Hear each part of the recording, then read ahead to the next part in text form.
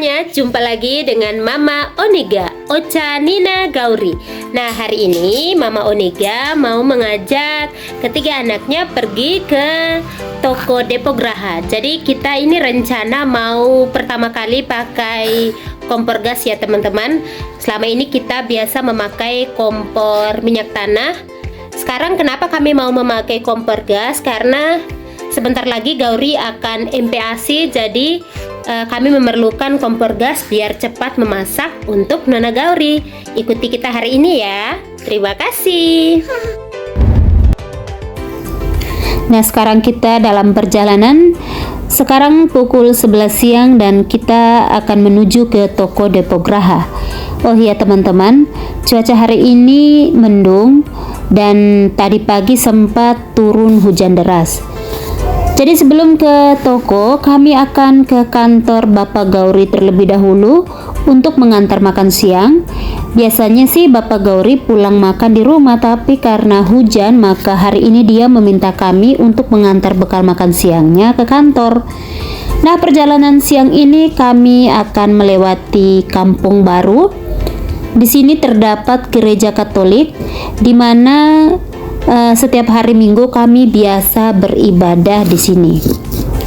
Baiklah teman-teman, seperti yang kalian baca pada judul video, pertama kali mungkin kalian akan berpikir bahwa Mama Onega ini kok kampungan banget ya.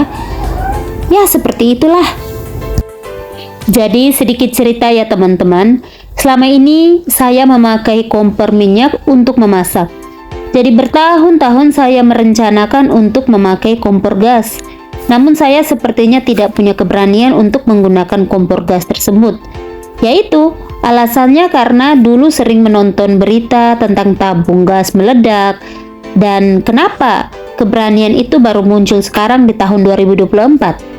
Alasannya karena harga minyak tanah di kios yang biasa saya beli adalah 8.000 per liter. Padahal kalau di agen harganya sekitar 3.500 per liter.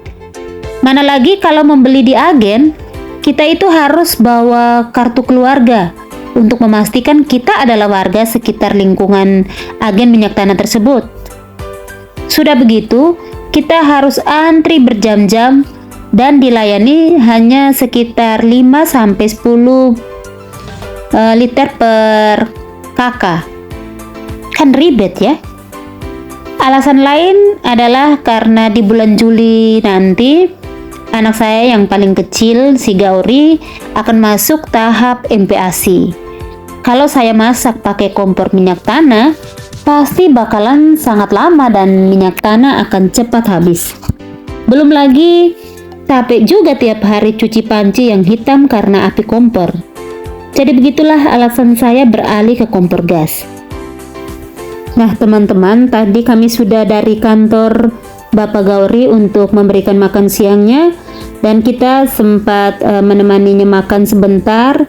Setelah itu kami akan melanjutkan perjalanan, tetapi kami sengaja singgah dulu ke SD Bampel karena melihat ada suster ada di sana. Jadi kami sengaja ke sana karena biar membawa si Gauri untuk bisa bermain-main di sekitar sekolahan. Si Gauri ini memang tipe anaknya yang agak takut sama orang ya.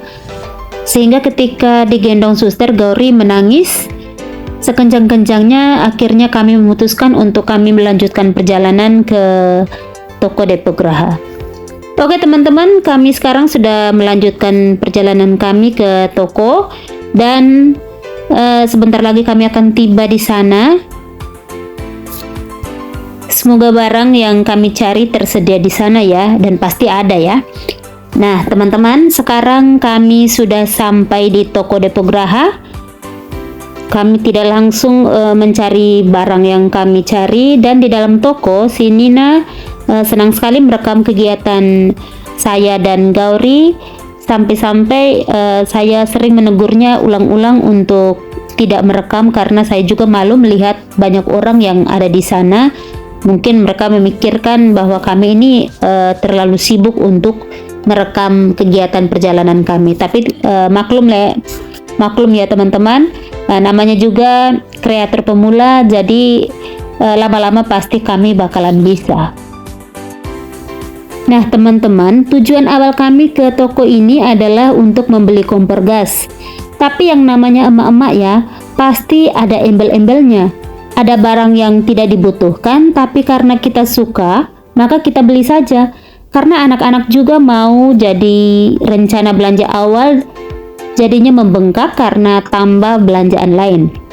Oh iya teman-teman, ternyata kompor gas yang sesuai dengan keinginan saya, yang harganya terjangkau, ternyata lagi habis di toko Depo Graha ini. Ada sih beberapa contoh, namun harganya sekitar 1-2 jutaan lebih. Nah itu mungkin cocok buat orang-orang yang punya banyak uang dan rumahnya bagus kali ya.